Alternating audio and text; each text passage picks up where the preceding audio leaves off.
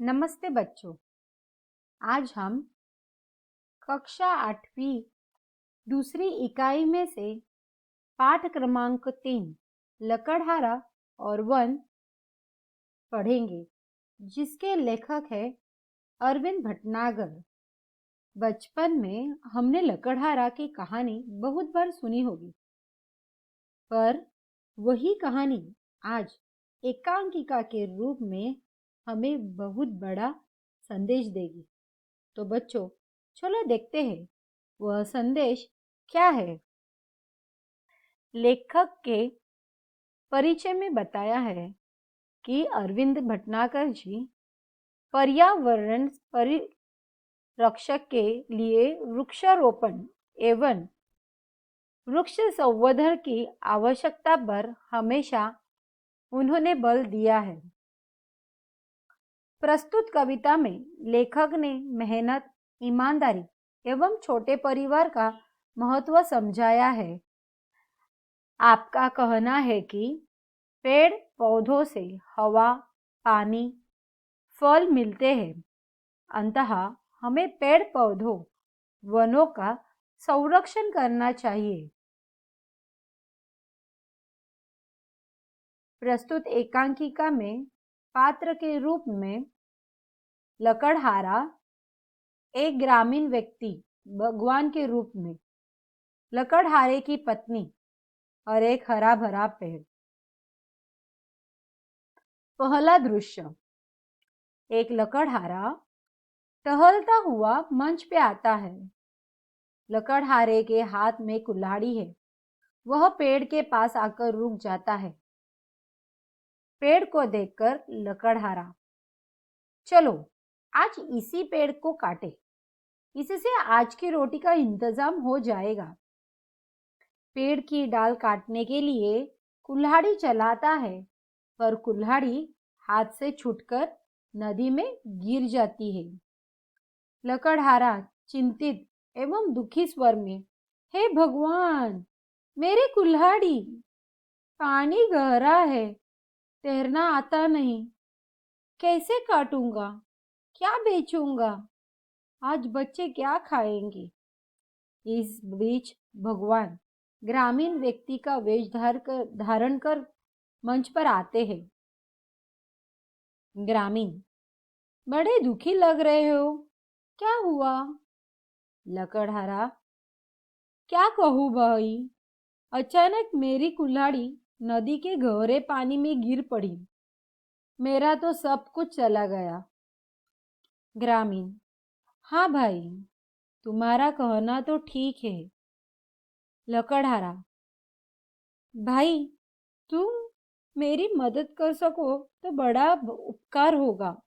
उपकार यानी भलाई, नेकी। ग्रामीण, ठीक है, तुम दुखी मत हो, मैं कोशिश करता हूँ। यह कहकर ग्रामीण नदी में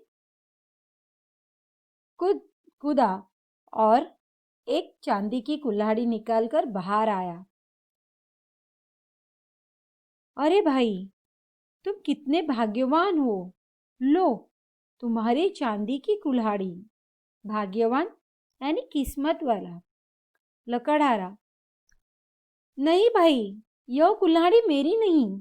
ग्रामीण, ठीक है, एक बार फिर कोशिश करता हूँ। नदी में फिर कूदता है और सोने की कुल्हाड़ी निकालकर बाहर आता है। लकड़हारा आश्चर्य से, आश्चर्य यानी विस्मय, क्या कुल्हाड़ी मिल गई भाई? ग्रामीण, हाँ मिल गई, लो यह सोने की कुल्हाड़ी। लकड़हारा, नहीं भाई, मैं तो बहुत गरीब हूँ, यह सोने की कुल्हाड़ी तो मेरी है ही नहीं। दुखी होकर, खैर जाने दो भाई, तुमने मेरे लिए बहुत कष्ट उठाए। ग्रामीण बीच में ही बोलते हैं, नहीं भाई, इसमें कष्ट की क्या बात है, मुसीबत के समय एक दूसरे के काम आना तो हमारा धर्म है। मैं एक बार फिर कोशिश करता हूँ। ग्रामीण नदी में कूदकर लोहे की कुल्हाड़ी निकालता है। लो भाई, इस बार तो यह लोहा ही हाथ लग गया। लकड़हारा, अपनी लोहे की कुल्हाड़ी देखकर खुश उठता है। तुम्हारा यह उपकार मैं जीवन भर नहीं भूलूंगा। भगवान तुम्हें सुखी रखे। ग्रामीण, एक बात मेरी समझ में नहीं आई।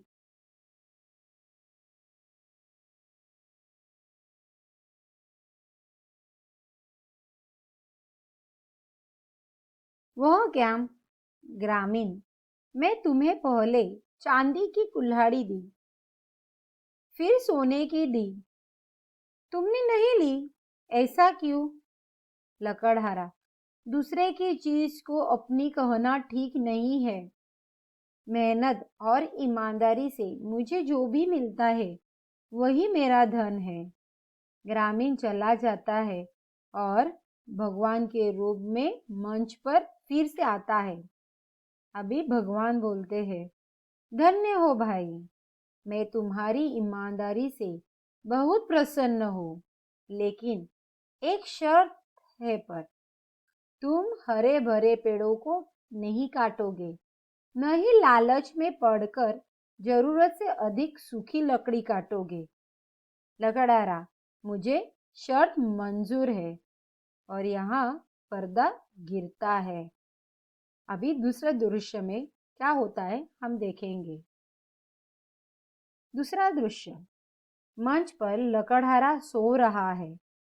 मंच के पीछे से उसकी पत्नी आवाज देती है। पत्नी, अरे रामू के बापू, घोड़े बेचकर सो रहे हो क्या? आज लकड़ी काटने नहीं जाना है? घोड़े बेचकर सो रहे हो यानी निश्चिंत होकर सोना, यह भी किसी भी चीज की फिक्र नहीं है। इस पे लकड़हारा बोलता, जाता हूँ भगवान। अपनी कुल्हाड़ी उठाकर जंगल की तरफ जाता है। मन ही मन सोचता है, जिधर देखो दूर तक जंगल का पता नहीं। जो थे वे कटते जा रहे हैं और उनकी जगह खड़े हो रहे हैं सीमेंट के जंगल। बच्चों, यह सीमेंट के जंगल का मतलब क्या है? तो यह है बड़ी बड़ी इमारतें। अचानक उसे चोट लगती है। वह चीख उठता है, फिर एक पेड़ की छांव में बैठ जाता है। आहा, कितनी ठंडी छाया है। सारी थकान दूर हो गई। हरे भरे पेड़ के नीचे से उठकर अपनी कुल्हाड़ी संभालता है। चलो, यही सही, इसे ही साफ करें। कुल्हाड़ी चलाने की मुद्रा में हाथ उठाता है। पेड़, अरे अरे, यह क्या कर रहे हो? लकड़हारा चौंककर, कौन? और यहाँ वहां देखता है। उसकी नजर आसपास दौड़ती है। पेड़, अरे भाई, यह तो मैं हूँ। लकड़हारा डर कर, कौन? भूत? पेड़, डरो नहीं भाई, मैं तो पेड़ हूँ, पेड़ हूँ। लकड़हारा आश्चर्य से, पेड़, क्या तुम बोल भी सकते हो? पेड़, भाई भाई, तुझ में भी प्राण है। तुम मुझे बेवकूफ बेकसूर पर क्यों वार कर रहे हो? लकड़ा, तो क्या करूं? चार चार बच्चों को पालना पड़ता है, यही एक रास्ता है रोजी रोटी का। पेड़, अरे भाई, अधिक बच्चे होने के कारण परिवार में दुख तो आएगा ही, पर तुम कितने बदल गए हो। तुम यह भी भूल गए कि मैं ही तुम्हें जीने के लिए शुद्ध हवा, पानी और भोजन सभी कुछ देता हूँ। लकड़हारा, यह तो तुम्हारा काम है, इसमें उपकार की क्या बात है? पेड़, मैं कब कहा रहा मैं कब कहाँ उपकार है भाई? पर यह तो तुम अच्छी तरह से जानते हो कि बिना हवा के मनुष्य जिंदा नहीं रह सकता। उसे सांस लेने के लिए शुद्ध हवा तो चाहिए, और हवा को शुद्ध करने का काम मैं ही करता हूँ। लकड़हारा: ठीक है, पर मेरे सामने भी तो समस्या है। पेड़: यदि तुम हमें काटते रहे तो ये बेचारे वन्य पशु कहाँ जाएंगे? क्या तुम अपने स्वार्थ के लिए उनका घर उजाड़ दोगे? तो लकड़हारा उस पे उत्तर देता है, तो फिर क्या मैं अपना घर उजाड़ दूं? पेड़ उस पे बताता है, मेरा मतलब यह नहीं है। यदि तुम इसी तरह हमें काटते रहे तो अच्छी वर्षा कैसी आएगी? और एक दिन लकड़हारा: तुम्हारी बात तो ठीक है, पर अब तुम ही बताओ मैं क्या करूं? तो पेड़ बताता है, कम से कम अपने हाथों से अपने ही पैरों पर कुल्हाड़ी तो मत मारो। अपने पैरों पर कुल्हाड़ी मारना यानी खुद अपना ही नुकसान करना। कभी हरा भरा पेड़ मत काटो, उन्हें अपने बच्चों के समान पालो, ताकि चारों ओर हरियाली छाए रहेगी। लकड़हारा हामी भरता है। हामी भरता है मतलब स्वीकार करता है। उसी समय पर्दा भी गिरता है। बच्चों, इस एकांकिका से हमें कौन सा संदेश मिलता है कि जो चीज हमारी नहीं है उसे अपना मानना गलत है।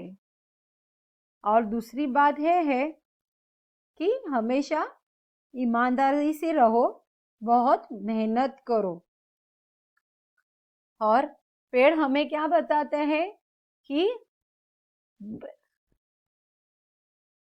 हमेशा पेड़ों को लगाना चाहिए, ना कि उसे काटना चाहिए। अगर हम पेड़ लगाते हैं तो उसे बच्चों के समान पालना भी जरूरी है।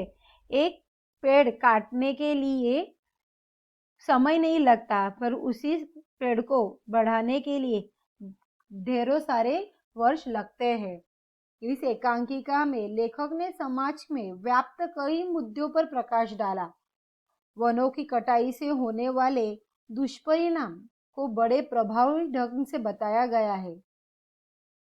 वृक्ष हमें फल फूल आदि तो देते ही है, साथ ही पर्यावरण शुद्ध करने और वर्षा लाने में भी तो इनका योगदान होता है। और दूसरी ओर छोटे परिवार और बड़े परिवार के फायदे और नुकसान भी बताया है। परिश्रम और ईमानदारी के महत्व को भी प्रतिपादित किया गया है। धन्यवाद।